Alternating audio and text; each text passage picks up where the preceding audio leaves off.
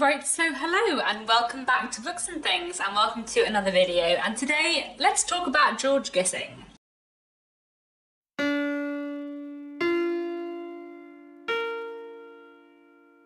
So, George Gissing is a Victorian author who I really like. I've just finished reading the fifth book of his that I have read, and so I thought, having read 5 of his books, maybe I've narrowed enough to do an author spotlight on him.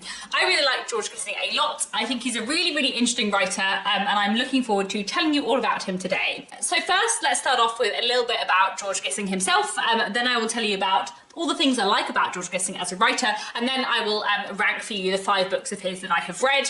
There are plenty more books by him to read. I think he wrote 23 or 24 novels in his life, so I have a long way to go with George Gissing, but I'm working my way through his novels relatively slowly, and I'm quite happy with that. I don't feel the need to rush through them all at once. I might read another book by him later this year, but I'm not intending to read like a lot more by him in the next year or so. So I feel like it's a decent time to talk about him in a bit more depth on this channel. So George Gissing was born in 1857 and he died in 1903, and all his 23 novels were published between 1880 and 1903, and he is a really interesting writer.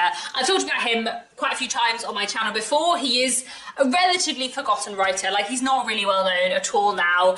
He is taught a little bit at university. I studied the Netherworld at university, but in general he's not an author who I hear talked about at all. But I do think he is absolutely fantastic and very underrated. I quite often refer to Gissing as like the urban Hardy, because I feel like his books have quite a lot in common with Thomas Hardy in the way they kind of look at like poverty and class and family and strained relationships, and in the way they are quite often depressing. I love George Gissing a lot. I love Thomas Hardy a lot, but both of them do have a lot of sorrow within their books and a lot of like really sad, heartbreaking moments, and a lot of like moments of happiness that are torn away from their characters in like terribly cruel ways, but also they're both fantastic. Obviously, Thomas Hardy's books are almost all set in kind of rural southwest England, whereas Gissing is very much an urban writer. I think everything I've read by Gissing is either entirely or at least definitely mostly set in London. But I do think him and Thomas Hardy have quite a lot in common, and if you like Thomas Hardy's books, I think you might really like George Gissing. So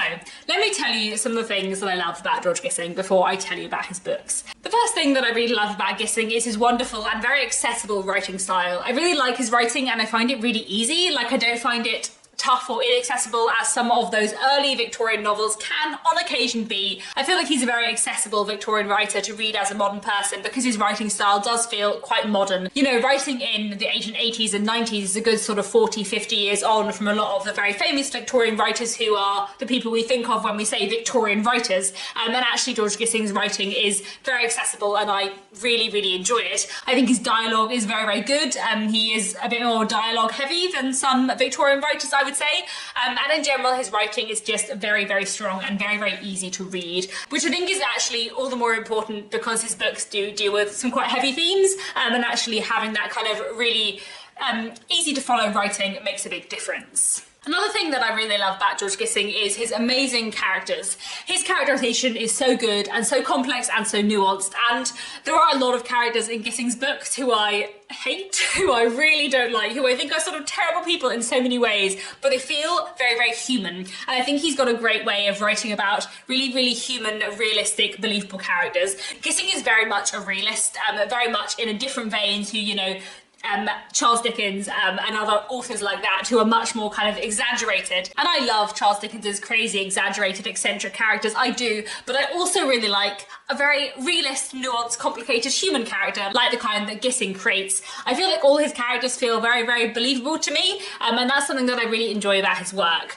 Another thing that I enjoy about his work is his amazing character relationships and the fact that the relationships between his characters feel so real and so human as well, and so believable. And there are a few particular character relationships I'm thinking of. For example, like in the Netherworld, the relationship between Jane and Sydney is so real. In The Odd Women, the relationship Rhoda has with all the people around her, like, it feels so real. I just really enjoy the character relationships in his books. I feel like he gets human connection and human emotion so well. Another thing I love about George Gissing is his really strong plots and how he manages to have books that are like really tightly plotted with a lot of like dramatic plot stuff happening while also being very much about the themes. Like, his books are very theme heavy, and I feel like it would be very easy for Gissing's novels to be like manifestos, but they're absolutely not that. They have wonderful plots where a lot happens and a lot changes and shifts. Like, for example, if I think about The Odd Women, which we'll talk about a bit more in a minute, The Odd Women is amazing in so many ways, and in some ways The Odd Women is a bit of a proto-feminist manifesto, but it also has a lot of plot, and it's very short. Like, actually, so much happens in this very short book, and I feel like Gissing manages to very tightly plot all of his novels while also exploring so many themes, which is something that I love about his books. Another thing that I really like about George Gissing is how he explores like the late Victorian world. Like I said, all of his books were written in the 1880s and 1890s, which means that he's writing about like a very different bit of the Victorian period than a lot of the people we think of when we think of Victorian writers. And I really love reading about the 1880s and 1890s because they feel very modern. Like, people get on the tube in Gissing's novels, and even just like the social setup and the way characters talk to each other and relate to each other, it feels much more modern. Obviously, it's still very, very, very Victorian, but I really like the way his books kind of explore this interesting point in time that is really at the end of the Victorian period. And it's quite interesting as well because obviously, like, I've already mentioned Thomas Hardy and how I feel they're quite similar, and Thomas Hardy was writing at a similar time to George Gissing. I think he started writing a bit earlier, so I think some of his books from the 1870s, but Thomas Hardy was also writing in the 1880s and the 1890s, but because his books are mostly set in a rural setting, they feel a lot less like familiar to me, whereas George Gissing's books set in 1880s and 1890s London feel sort of a bit more familiar to me than the older Victorian books that I often read. And there's something I really like about the way he explores that late Victorian world. And speaking of London, I really like how George Gissing writes about London. All of the books of his that I've read so far, as I said, are set kind of mostly or all in London, and I find the way he writes about London really, really fascinating. Partly I enjoy it because I'm from London, and I like kind of reading George Gissing writing about bits of London that I know, but also I just really like the way that he explores the city and how like London as a place feels like its own character in so many of his books, and how so many of his books are about like London life and how different bits of London are like different from each other, and how different bits of London have like different kind of class coding, I suppose. So that's something that I really, really enjoy about George Gissing's work as well. Which leads me actually again onto my next point. I really, really enjoy the way Gissing writes about class, about poverty, and about social mobility, and how sort of like tenuous a lot of people's class position is. George Gissing writes a lot about class. I would say that's probably like the main theme of a lot of his books. And the way he writes about class and social issues because of class and because of poverty in London, and how he writes about kind of urban poverty is just fantastic. It's so interesting and it's so well done and it's so interestingly explored. I feel like there are two things that George Gissing writes about a lot which I find fascinating. One is that he writes a lot about poverty and the people right at the kind of bottom of the social scale within late Victorian London, but also he writes a lot about the people who are kind of like a bit outside the social scale, both in the Netherworld and also the Unclassed. As you can tell from the title, he writes a lot about people who are existing kind of within the fringes of Victorian society in a really, really fascinating way. Another theme that he writes about a lot, which I find really, really interesting, is gender. He writes a lot about gender, how life is different for men and women in different social classes within the Victorian period. I've already touched upon The Odd Women, which I'll talk about a bit more later, but that book is entirely about gender. And I really love the way that George Gissing writes about and explores gender. I feel like in general, both his male and female characters are really well drawn and believable, and the way he explores kind of how gender and gender socialization and kind of gender expectations are changing in the late Victorian period is something that is just really fascinating in his work. Another thing I like is how he writes about creativity. Two of his books that I have read deal quite a lot with writing, and one of them deals quite a lot with music, and I really like the way that he explores kind of artistic things, I suppose, but also how he explores both like the artistry of it, but also like the problems with making money from being artistic, and how difficult that is, and how like that might change your relation to it, I suppose. That's something that I really enjoy in his books as well. And the final thing I want to mention that I really love in George Gissing's books is just like the emotional impact of them. Like, I genuinely just find Gissing's books so emotional, so emotional. They're so powerful, they're so moving, they have such heart-wrenching moments, and as I mentioned earlier when comparing him to Hardy, I feel like a lot of Gissing's books have like moments of happiness like snatched between moments of despair, and I think that is something that his books do so well. I feel like he has a lot of misery in his books, a lot of darker, more serious themes, but actually there are real like moments of joy and human connection between that, which I just find so moving and so powerful and so great. Those are the reasons why I love George Gissing. Let's talk talk about the 5 George Gissing books that I have read. So I was gonna just like rank them from 5 to 1, but actually I found it quite hard to rank them. And usually I like a ranking, so I'm gonna split them into 3 sections instead. So I'll talk about like my least favourite first, and then like the 2 mid, really great ones, but not quite as great as the 2 ones that are my favourite. So first off, we're going to talk about my least favourite Gissing book, which was The Whirlpool. So I read The Whirlpool last year, and I found it quite disappointing. I didn't hate it, but I didn't like it nearly as much as the other things by Gissing I had read before. So The Whirlpool is about a man called Harvey, and chiefly focuses on his relationship with a woman called Alma, who is a musician. There were some things about The Whirlpool that I really liked. I really liked the way that it looks at music. Alma is trying to be a professional musician, and the way it explores that, what it is like to be a professional musician in the late 19th century, what it is like to be a female professional musician in the late 19th century is really fascinating, and I really enjoyed in this book. And in general, I would say that like the middle section of The Whirlpool is really good, and I really liked, and there's one like very dramatic thing that happens at one point in this book that I really enjoyed. But the beginning was very slow, and the end was very slow, and I kind of hated Harvey. And there are quite a few Gissing characters that I don't like, but usually I feel like I'm not supposed to like them, or I like some things in them but not everything about them, but I feel like I am supposed to, and I don't mind disliking them. Whereas Harvey, I feel like I was supposed to like, but I didn't. I would say The Whirlpool as well feels quite different from the other books I have read, and it was written a bit later. This one is from 1897, and the others are from a bit earlier on in his career. So I don't know if also this is just like a shift in Gissing's tone.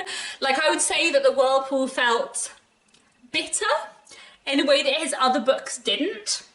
I don't know exactly what I mean by that, but I feel like Gissing's other books are somber and sad and sometimes despairing, but I feel like they're not bitter in the way that The Whirlpool is. I don't know. This is also, I would say, like his most like upper class book I've read, in that most of the characters, like all the characters is dealing with, are of a higher class than most of the characters that his other books are about. Like it doesn't really look at class and poverty in the same way that his other books do, and that's something I quite like about his other books. So The Whirlpool, well, an interesting book, and if you're interested in music, probably quite an interesting book. It's definitely not my favourite by Gissing at all, and not a place I would recommend starting with. The Whirlpool, to be honest, is the only book I've read by Gissing which I didn't love. The other 4 books I'm going to tell you about, I love all of them. To different degrees. So first off, I'll talk about the middle 2, both of which I really like, but not quite as much as the 2 favourite ones. So first, let's mention The Unclassed, which is the novel by him that I just read. I really liked The Unclass a lot. I think it's really interesting, and I feel like it's one of those books I'll be thinking about for quite a while and gathering my thoughts on for quite a while. I literally only finished it yesterday when I'm filming this, but I thought it was really great. So The Unclass follows the lives of basically 5 different people, 3 young women and 2 young men. The 3 young women were all at school together, and they go on to lead very different lives. And although their lives don't necessarily intersect with each other again, they do all happen to meet 2 young men, one of whom is the cousin of one of the girls, and one of whom ends up forming a friendship with the other 2 girls. And then they all kind of end up linking together in various ways. But really the book is focusing on the relationship between 2 of these people, a young man called Waymark and a young woman called Ida Starr. There were a lot of things that I really enjoyed about this book. It looks quite interestingly at poverty and kind of existing outside of class structures, but it also follows quite a lot of people who are like on the borderline between middle class and working class. So Waymark, for example, has kind of the education, but he doesn't really have the money to be independent in the way he would like. The book also looks quite a lot on like gender and kind of the expectations of gender and how women are judged. I really liked Ida as a character. I also found Waymark a really interesting character because I didn't really like Waymark, but I felt like I wasn't supposed to like Waymark all the time, which was fine. So I didn't find it as frustrating as with Harvey in The Whirlpool. But I feel like Waymark was supposed to be a complicated, not entirely likeable character. I think the 2 things about The Unclassed which make it not as strong a Gissing novel for me, one was that I felt Ida was a really fantastic, well-developed human character for like 80% of the book, but I feel like towards the end of the book she turned slightly into a type. I don't know, maybe I won't always think that. I need to like ponder the book a bit further, but I feel like her characterization was so strong for most of the book and then not quite perfect at the end. And then the other thing that I would say about The Unclassed, which makes it feel slightly weaker for me, is that it explores a lot of the same themes as The Netherworld, which I'm going to talk about in a minute, but this is nowhere near as good as The Netherworld. And I feel like if I had read The Unclassed before The Netherworld, I would have thought more more highly of it, whereas I sort of feel like The Unclass was a bit of a rehearsal for The Netherworld. So The Unclass was George Gissing's second novel from 1884, and then he didn't write The Netherworld until 1889, and I feel like The Netherworld takes a lot of similar themes and some sort of similar situations in a way to The Unclass, and just like does it 5 times better. So while I really liked The Unclass, it's no patch on The Netherworld. Anyway, the other book in my middle category for George Gissing would be Newgrove Street, which I really liked. I just don't love as much as the other 2 books by him that I've read. So Newgrove Street is a really interesting novel because it is all about writers and novelists, and that's something about it that I really like. So we're following various characters who are all trying to make their money in late Victorian London by the pen, which reminds me actually, 2 of the men in The Unclass are also writers, and George Gissing does write about writing quite a lot, which is something also that I like about his books. So in Newgrove Street we're following sort of 2 main male characters, Edwin and Jasper. Edwin is a fairly successful writer. He's just got married and he's sort of become an established part of the middle class, but his writing career can't necessarily support that, and his wife isn't really pleased about that. So it's kind of about their sort of tense relationship. And meanwhile we're following his friend Jasper, who's also trying to make his living by writing, and also a young woman who Jasper befriends who also wants to be a writer. And we're looking at all of these characters who are kind of drawn together by writing. There is a lot about Newgrove Street that I love. I think it is a really strong book in many ways. It is well written, and the way it looks at writing is fascinating, and the way it looks at how writers are in a really weird position in society at this point in time is really interesting, because all of these people are very educated and very kind of much part of the kind of academic middle class, I suppose, but a lot of them have no money, and how that kind of cuts them out of certain parts of Victorian society but not other parts is really interestingly explored in Newgrove Street. And I really like the way it looks at creativity and the kind of I don't know, difficulty about making money through creativity, I suppose. That's something I really enjoy. As someone who loves reading and who writes as well, I really like reading about Victorian writers, I suppose. It's just really interesting. There are a lot of wonderful moments and wonderful bits of characterization in Newgrove Street, but I just don't think it is quite so good as the other 2 books I'm about to speak about. So, the next 2 novels I want to speak about, I don't really know which is my favourite. I've been saying for a really long time that The Odd Woman is my favourite book by George Gissing, but reading The Unclassed reminded me, because it reminded me in so many ways of The Netherworld, it reminded me how amazing The Netherworld is, and now I think maybe The Netherworld is my favourite George Gissing book. I don't know. Anyway, let's speak about The Netherworld first, shall we? Because I'm holding it in my hand right now. I love The Netherworld a lot. It is miserable in so many ways. It is heartbreaking, but it's also fantastic. So The Netherworld looks at various characters who are all very impoverished, really kind of living on the fringes of Victorian society. Some of them are in work, some of them are continually out of work, and they're living in the slums of Clerkenwell in the late Victorian period.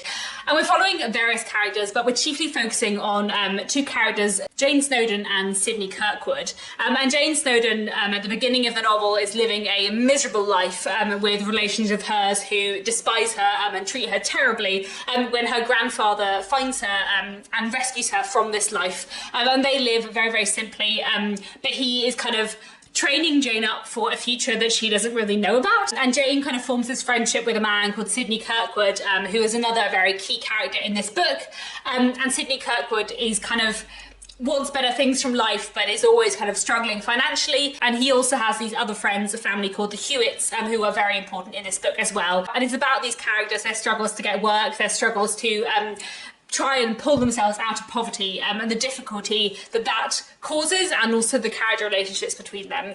There is so much that I love about The Netherworld. I don't know how to explain how good this book is. There are some moments in this book which are so immensely powerful that they will stay with me forever. And that reading The Unclassed, The Unclass was great, but there were a few moments where I was like, this is almost as good as The Netherworld, but it's not. It doesn't quite live up to the emotional impact that this book has.